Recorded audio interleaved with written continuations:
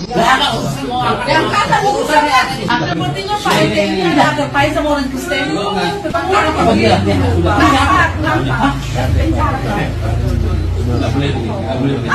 Sebetulnya Pak RT ini Aku sama ibu kesana, sini. Ngajar kalian. Udah. Bahwa kami sudah mendirikan gereja, tapi saya ibadah. Masa sejak saya ibadah saya tidak sama siapa?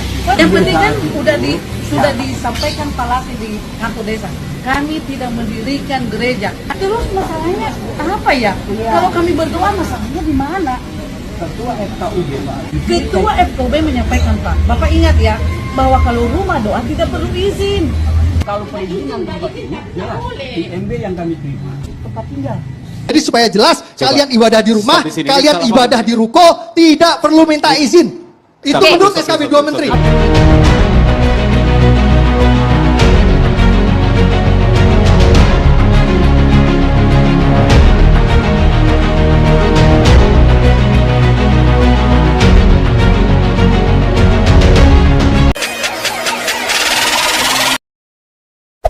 Hey there. Subscribe to my channel. And also press this bell icon. Teman-teman, setelah kita perhatikan ternyata banyak sekali yang memviralkan teman-teman ya, baik di YouTube, di TikTok, di Facebook, luar biasa.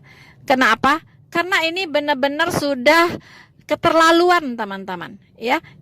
Kalau kita buka di Google, tulis saja ya, penutupan gereja.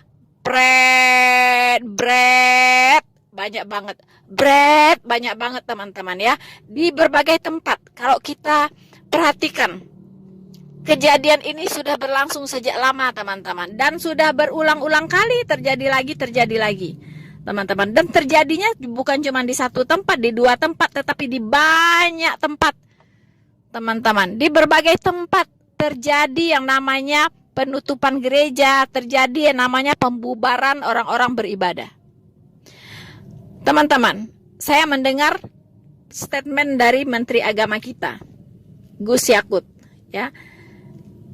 Barang siapa yang melakukan tindakan anarkis, penutupan gereja, pembubaran orang beribadah, silahkan dilaporkan kepada pemerintah setempat. Teman-teman, bagaimana mau melaporkan? Uang pemerintahnya sendiri yang tidak mengeluarkan izin untuk pendirian gereja. Apa yang mau dilaporkan? Jadi nggak bisa ya. SKB 2 Menteri itu harus dicabut, wajib dicabut. Mengapa? Karena pelaku-pelaku ini punya dasar hukum untuk membubarkan orang beribadah. Pegangan mereka ya SKB 2 Menteri itu, begitu. Kalau SKB 2 Menteri itu dicabut, itu mereka sudah tidak punya alasan untuk membubarkan orang beribadah. Kenapa saya bilang itu harus dicabut? Selalu saya suarakan teman-teman harus dicabut. Ya. Karena itu tidak diberlakukan secara adil. Itu hanya diberlakukan untuk pendirian rumah ibadah yang berupa gereja. Sementara untuk pendirian rumah ibadah yang lain, musola, masjid, itu tidak diberlakukan. Di situ persoalannya. Begitu. Dan kalau berharap umat Kristen memperlakukan umat Islam dengan hal yang sama, menutupin masjid, menutupin musola, itu kan impossible, tidak mungkin. Tidak mungkin mereka akan melakukan itu. Tidak mungkin melakukan hal yang sama.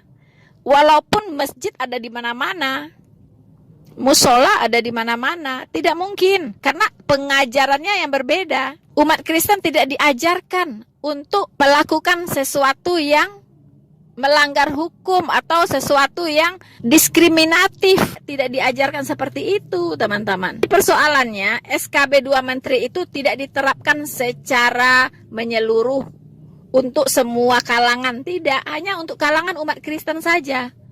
Kalau tidak percaya, silahkan Menteri Agama ya untuk melakukan survei atau sidak ya. Tolong diperiksa semua masjid dan musola ada tidak izin pendiriannya? Ada tidak? Ya. Nah, lebih baik lagi yang melakukan sidak itu, yang memeriksa itu, ya di lapangan, itu jangan orang muslim, dibuat silang. Orang-orang muslim memeriksa gereja, ya, akta pendiriannya, surat izin pendiriannya dan sebagainya, timnya dari muslim. Untuk memeriksa masjid dan musola, timnya harus dari Kristen atau umat agama lain. Oke nggak seperti itu? Mari kita buktikan. Dan nanti kalau ternyata ada masjid-masjid tidak memiliki izin pendirian rumah ibadah, baik IMB dan sebagainya, itu harus ditutup masjidnya. Harus digembok. Tidak boleh beroperasi. Ya.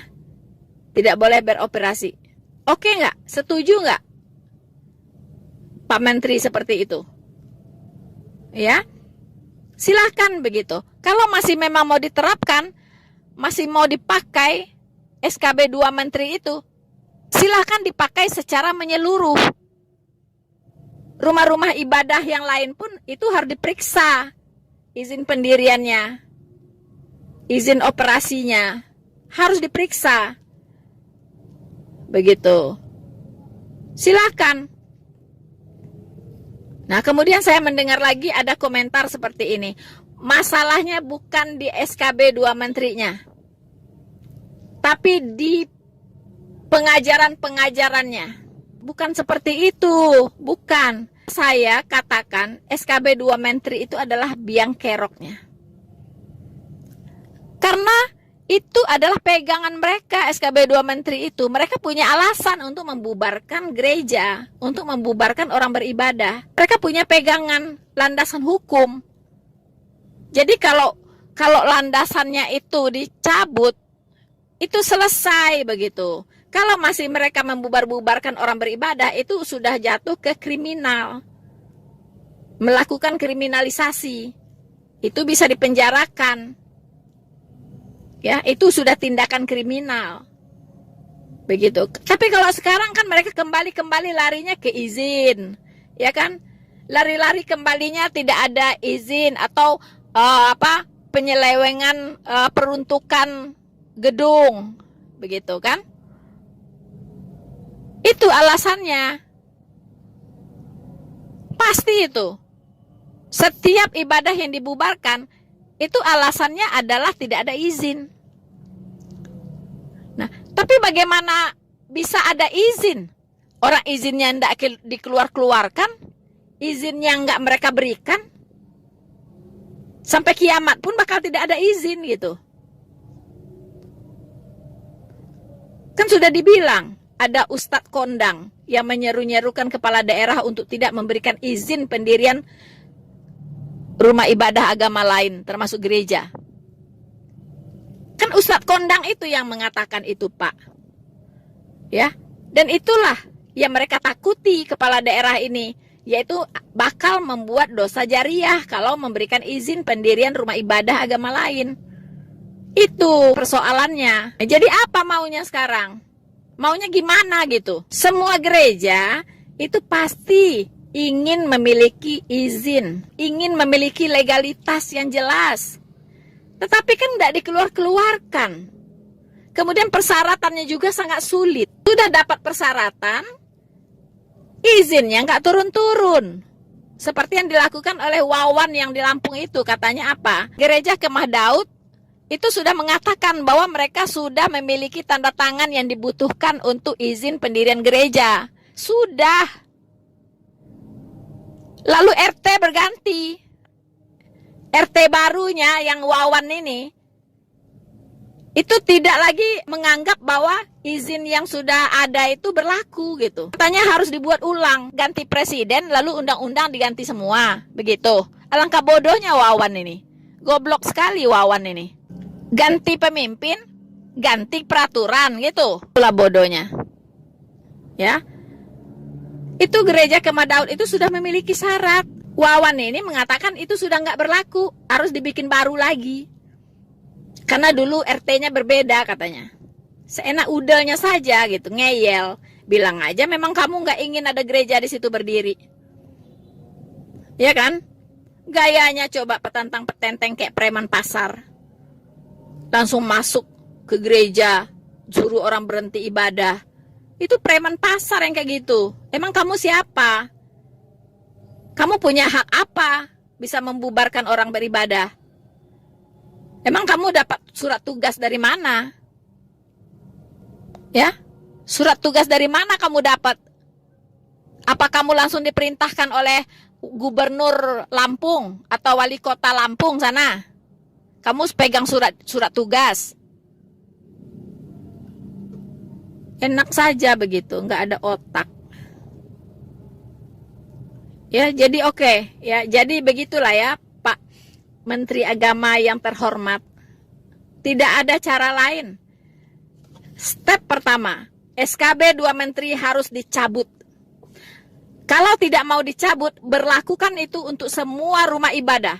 Dan lakukan mulai sekarang sidak. Periksa semua rumah ibadah yang ada di Indonesia ini.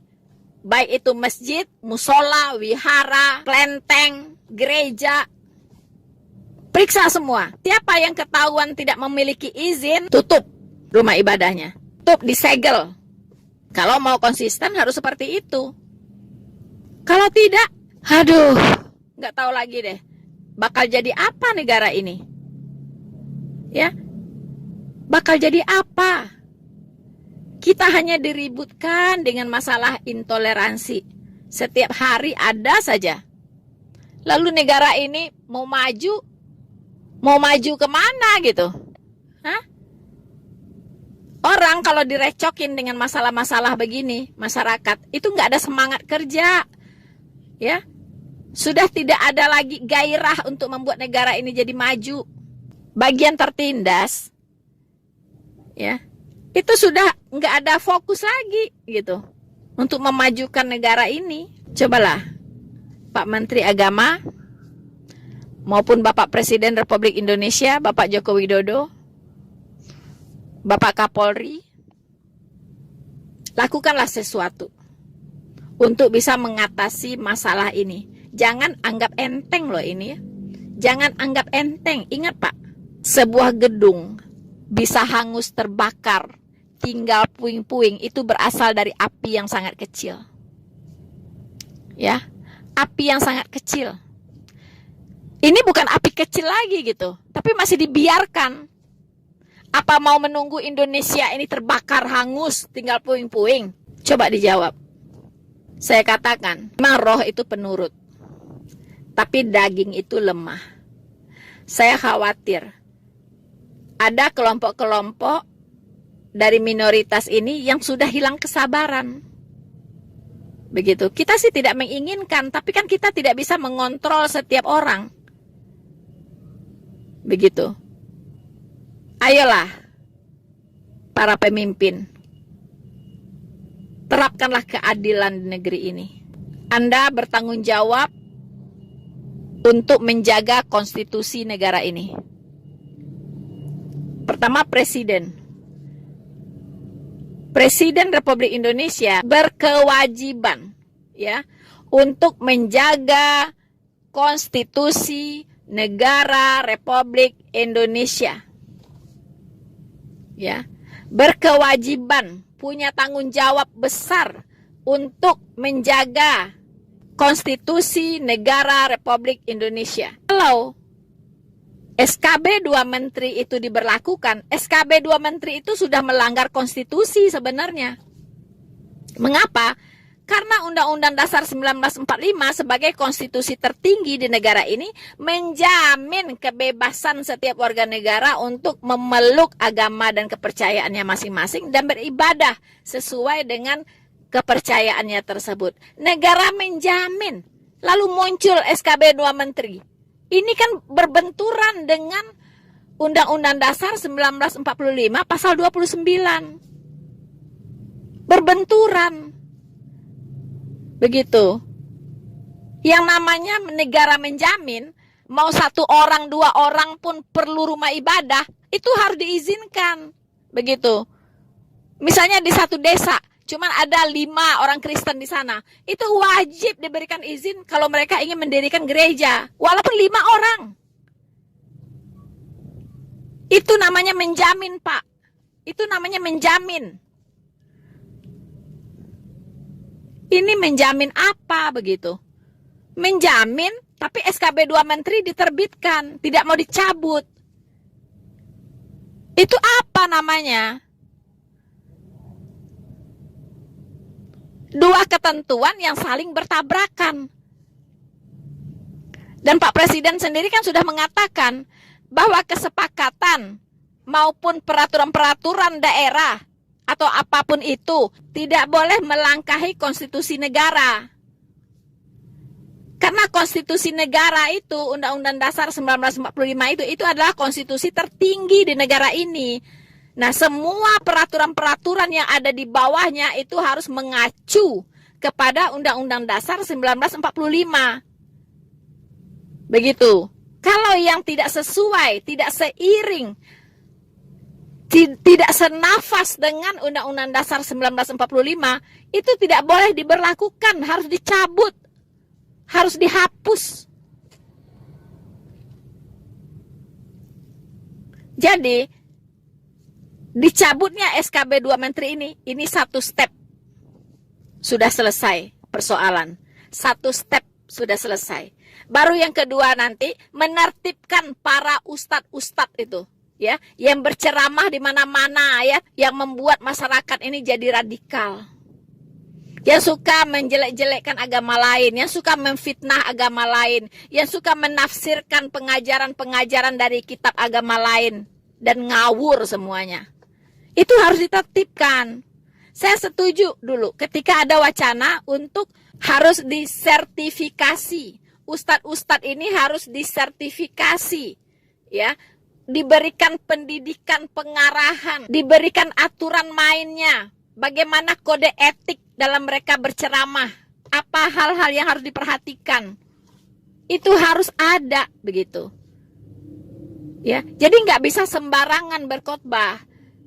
Karena apa? Karena akan mengancam desintegrasi bangsa kalau ujaran-ujaran kebencian di luar sana dikobar-kobarkan ya di mana-mana. Saya kira itu saja yang bisa saya sampaikan untuk menanggapi opini-opini yang berkembang ya, yang sangat viral tentang penutupan gereja di Bandar Lampung. Dan bukan itu saja, sudah banyak, sudah ratusan gereja yang dibubarkan, yang ditutup, yang tidak dapat izin, sudah tidak terhitung. Ya, sekarang tinggal kepada pemerintah. Anda mau keluarkan izin atau tidak, itu saja persoalannya. Semua gereja pasti mau punya izin. Semua gereja pasti mau punya legalitas. Pertanyaannya, pemerintah daerahnya mau tidak mengeluarkan izin itu? Itu saja persoalannya. Nah, alasan tidak mengeluarkan izin biasanya apa? Tidak memenuhi persyaratan.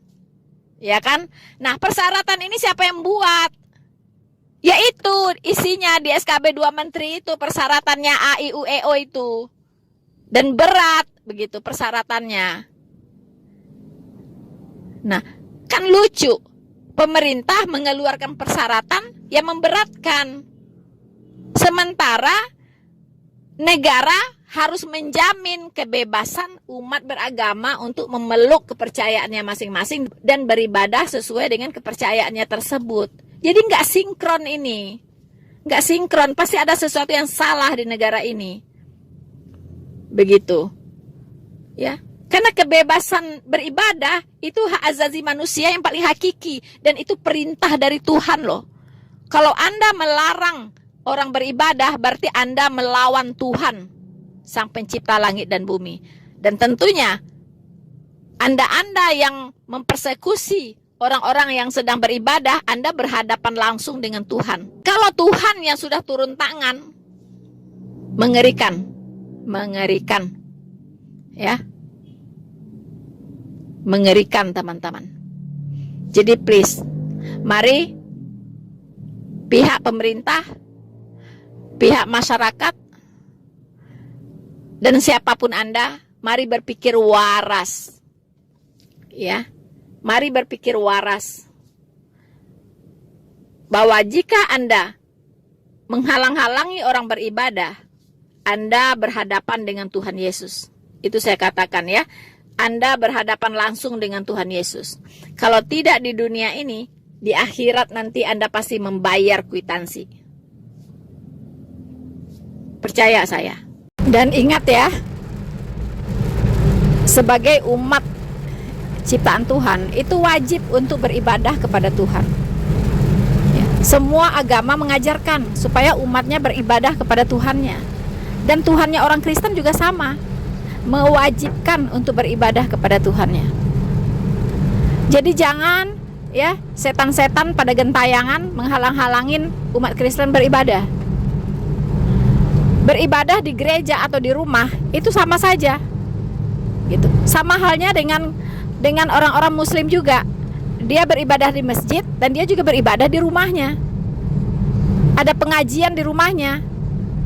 Ya, ada merayakan sesuatu momen-momen yang harus berkumpul ya, pengajian di rumah-rumah. Itu nggak ada bedanya dengan orang-orang Kristen berdoa di rumah-rumah. Ya, ada namanya persekutuan doa. Itu nggak ada beda dengan pengajian di rumah-rumah itu. Begitu. Kalau memang persekutuan doa di rumah-rumah juga tidak boleh, maka pengajian di rumah-rumah juga tidak boleh. Harus ada izinnya juga. Ya, dan yang mengeluarkan izin bukan tetangganya, tetapi adalah badan khusus yang independen. Buat persyaratannya apa, ya kan? Kalau memang tidak boleh, semua tidak boleh, begitu.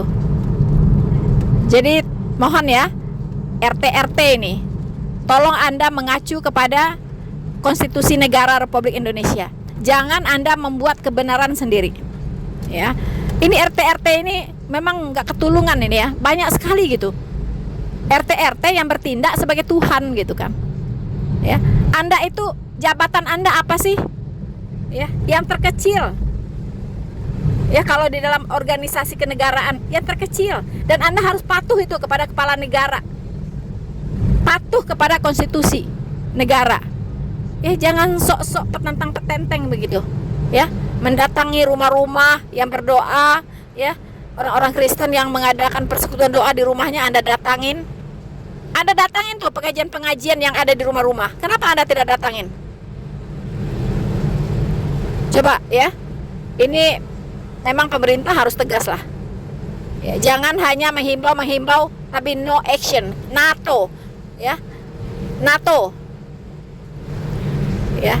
No action, talk only. NATO hanya menghimbau, tidak ada action. Dan seseorang yang sangat nasionalis dan toleran seperti Bapak Panji Gumilang dikeroyok ya oleh orang-orang yang intoleran, yang mengatasnamakan agama.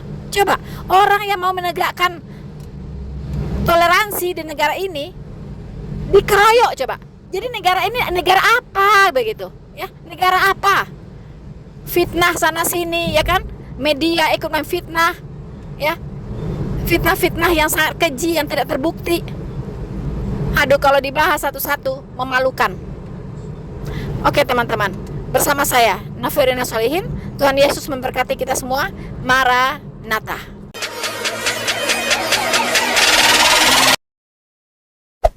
Hey there. Subscribe to my channel. And also press this bell icon.